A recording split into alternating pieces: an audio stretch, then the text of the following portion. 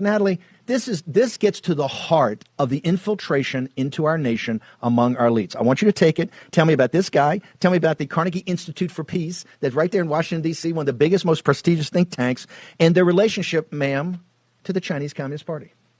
Sure. So this article, it's titled "The Fevered Anti-China Attitude in Washington is Going to Backfire."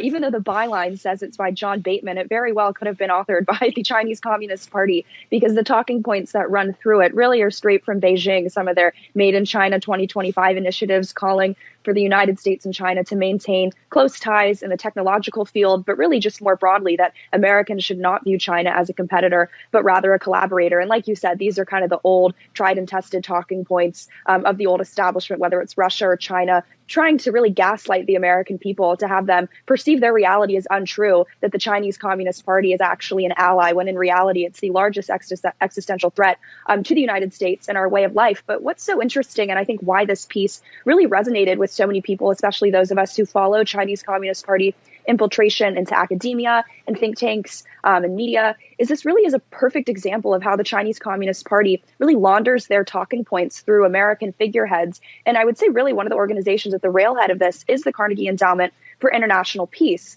And what's so interesting, just keep this in the back of your mind as I kind of list chapter and verse all the ways this group is tied to the Chinese Communist Party.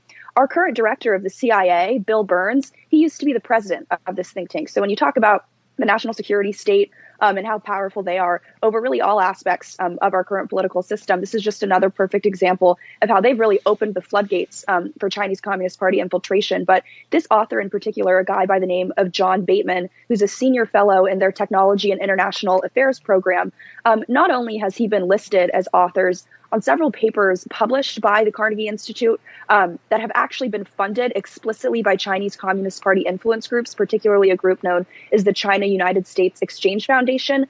This is a group that really leads China's what's called United Front effort, which is a multi-billion-dollar political warfare operation that Chinese elites themselves have called their, quote, magic weapon to advance communism.